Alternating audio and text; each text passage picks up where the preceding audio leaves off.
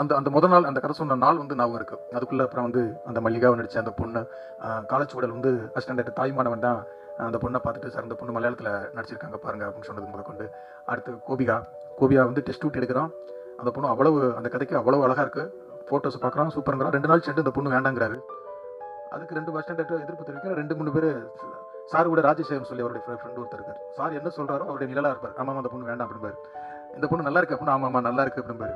ஓ ஏன்னா அந்த கேரளா கேரக்டருக்கு வந்து அது அவ்வளவு அழகா இருக்கு, அவ்வளவு ரசிச்சு எடுத்துட்டு 2 நாள்ல வேண்டான்னு சொல்றாரு அப்படின்னு நான் சண்டை போடுறேன். நீ வேலையை விட்டு போ அப்படின்ட்டு. ஓகே நான் போறேன்னு சொல்லிட்டு போயிட்டேன். அப்போ போகும்போது ஒரு டைலாக் போடுவார் எப்பவுமே, நீ என்னை அண்ணனா நினைக்கிறதா இருந்தா ஒர்க் பண்ணு, டேரக்டரா நினைக்கிறதா இருந்தா ஓடி போ அப்படின்பாரு. நான் போயிட்டு 2 தெரு சுத்திட்டு அப்புறம் திருப்பி வந்துடுவேன். ஏன்னா இப்போ ஆஃபீஸில் வந்து நான் தான் தங்கியிருக்கேன். அவர் சொன்னால வீட்டுக்கு போக மாட்டேன். அவருக்கு துணைக்கு நான் தான்.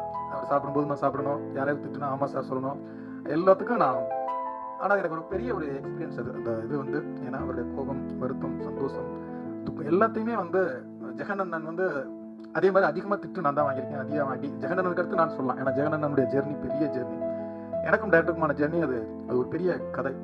நாங்கள் மாதிரி சண்டை போட்டுக்க முடியாது யாருமே. எந்த இயக்குனரும் ஒரு உதவி இயக்குனரும் நாங்கள் அடிச்சுக்கிட்டது மாதிரி போட்டுக்க முடியாது. எனக்கு கோவம் வந்துச்சு. கோவம் வந்து நான் புறப்பட்டு ஏன்னா அந்த படத்தில் ஒரு 2-3 இடத்துல சண்டை போட்டு 2 முறை கோச்சிட்டு போவேன். அப்புறம் இதே டேலக்கா போடுவார், அண்ணனா இரு இல்லைன்னா போகும்போது அப்புறம் திருப்பி வருவேன். அப்புறம் திருப்பி ஸ்னேகா மேம் முழுக்க வர்றாங்க. அவங்கள எப்படி கொண்டு வரோம் அப்படின்னா, இதுக்குள்ள எல்லாருமே புதுசாக இருக்காங்க, ஒரு மார்க்கெட்டுக்கு என்ன பண்ணலாம் அப்படின்னு பேசுகிறோம். அப்போ வந்து சண்முகராஜ்ங்கிறவர் தான் ஐடியா கொடுக்குறாரு.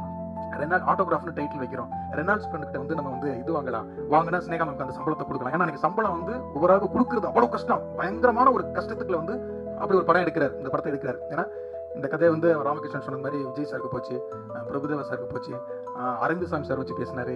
அப்புறம் ஸ்ரீகாந்த் அப்போ ரோஜா கூட்டம்னு ஒரு படம் வருது, அடுத்து அதை வச்சு பண்ணலாம் அப்படின்ட்டு யாரார்கிட்டையும் அந்த கதையை எடுத்துகிட்டு போயிட்டே இருக்காரு. அது விருப்பப்படவே இல்லை இந்த படத்தை வந்து அவர் ஆட்டோகிராஃபில் அவர் நடிக்கணும் அப்படின்னா. ஆட்டோகிராஃப் அவர் எடுத்துக்கிட்டு நடிக்கிறார், அதுதான் உண்மை.